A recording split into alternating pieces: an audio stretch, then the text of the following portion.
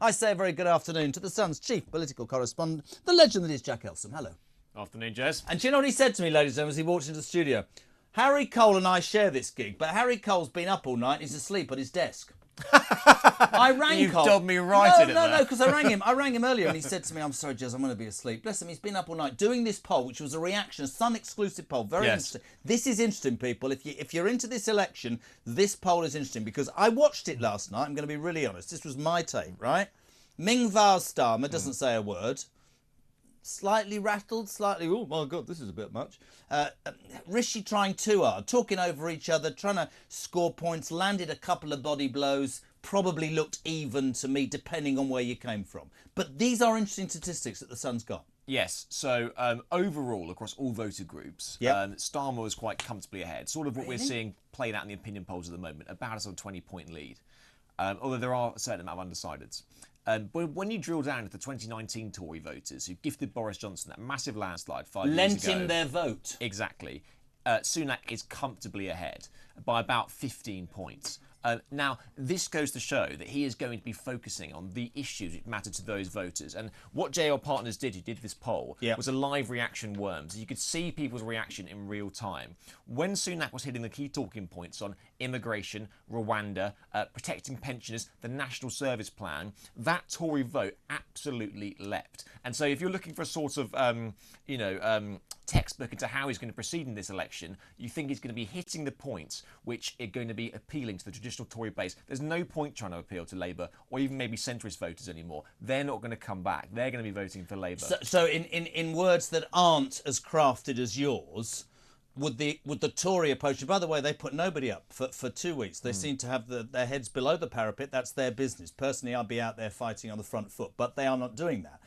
Are we saying that it's damage limitation? Is it we're going to not we, the Tories are saying, you know what, we're going to concentrate on our core vote. We'll end up with 150, 180 seats. That's better than trying to be all things to all people, end up with an electoral wipeout. Yes, I think that would have been the strategy until 4 days ago when Nigel Farage threw his hat into the ring. Yes. Because now they're being outflanked from both sides. But you could easily right-wing the Labour Party because they're sticking doggedly to the centre. The problem is now that you can't reform. No. And so they're caught in a bit of a bind here, pincer movement, where they have Labour coming up the centre, Reform coming up the right, and they're trapped in this middle ground and they're trying to sort of jostle both sides. It's very difficult for them. In terms of Farage, we talked about, you were with me when this bombshell was dropped.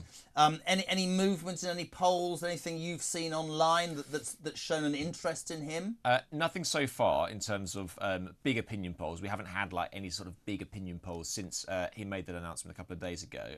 What's interesting is the support that Reform say he's bringing in. One, in terms of members. I think they claim that a new member was signing up something like every 4.5 seconds. But also you're hearing from inside that camp donations are coming flooding in. You know, he brings the money, and donations in this game is absolutely essential because for Richard Tice, I think he's sunk a lot of his own money into that party, but it still wasn't cutting the mustard when it comes to actually the sheer amount of cash you need to run a general election campaign. Obviously, we also, last night, just a few details because you're much better on this.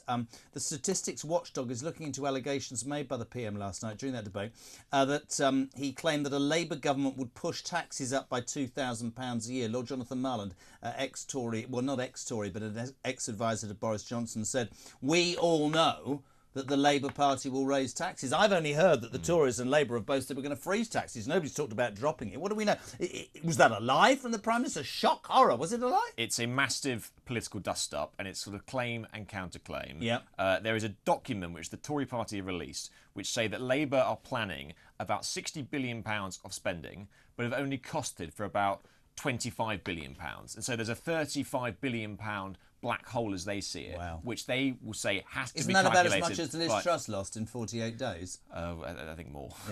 She lost more. Brilliant. Okay, well done. And so there's a row now about the actual numbers. He's calling it garbage, Starmer. Yeah, exactly. Tories have doubled down it today, saying, well, show exactly where we're wrong. You know, these are the things you want to spend. It's about the spending side of things. These are things you want to spend. But that is in essence, look, I'm 58 now. I was brought up and the Tories were about fiscal responsibility and Labour was about spending money and then, oh my God, there's no money left. And actually, both sides seem to be the same now. Do you think there's something in this from what the Sun's poll overnight that Harry did said? I mean, is tax massively important in this election to people? Yeah, definitely. Yeah. People don't want to be squeezed anymore. They're just coming out the sharp end of the cost of living crisis. But how do they expect anything to be better then if you don't pay more tax? And this is the problem, is that whoever inherits the next economy is going to be in such a difficult position. The IFS have said that it's something ridiculous, like £50 billion. Or, I don't want to pull a figure out of the air because I can't remember. But essentially, we don't have enough taxes coming in terms of revenue. We don't have enough. But then again, like we have to increase spending because otherwise we're going to get cash-starved public sector. It's so difficult. The Labour Party would say they're going to grow the economy. But that's just cheap words at the moment. How are you going to grow the economy? Well, you only grow an economy by investing, don't you? Just also back to Farage very quickly. The woman who threw the milkshake over Farage is a Corbyn supporting OnlyFans model. This is brilliant. Although she has, of course, been charged today, so we can't get into too much detail. A Corbyn... Who'd have thought that Jeremy Corbyn had OnlyFans models supporting him? Yes, another Sun exclusive. Tracked down the milkshake attacker, as you said, now being charged. Could have been acid, though. Somebody made a really salient point yesterday. You think of what happened to David Amess in Southampton. You think about Joe Cox, those MPs who lost their lives. They were attacked doing their job. Whatever your political persuasion, that's not right in the society we live in at all. No, not at all. And what was quite nice yesterday and today is to seeing politicians of all stripes coming together to condemn that. Because, like you said, politicians, they put their head above the parapet. They don't deserve to be abused like that. Although Farage... all smiles, he's grinning, he's revelling in it. Of course he doesn't care because it's free publicity for the man that loves to be at the centre of things. I really, really do appreciate you coming in. And I'm not going to ask you about your opinion about the tribe, the indigenous tribe in the Amazon, who have suddenly been given high-speed internet access to Elon Musk's Starlink and have been found to be watching porn. Jack Elsom. No comment. No comment. See what I mean? Political journalist. Listen, you and Harry are great. And listen, I'm not dobbing him in it. He's been working all night. You've both been doing such a lot. And I really appreciate you being on Drive. Jack Elsom, thank you very much indeed.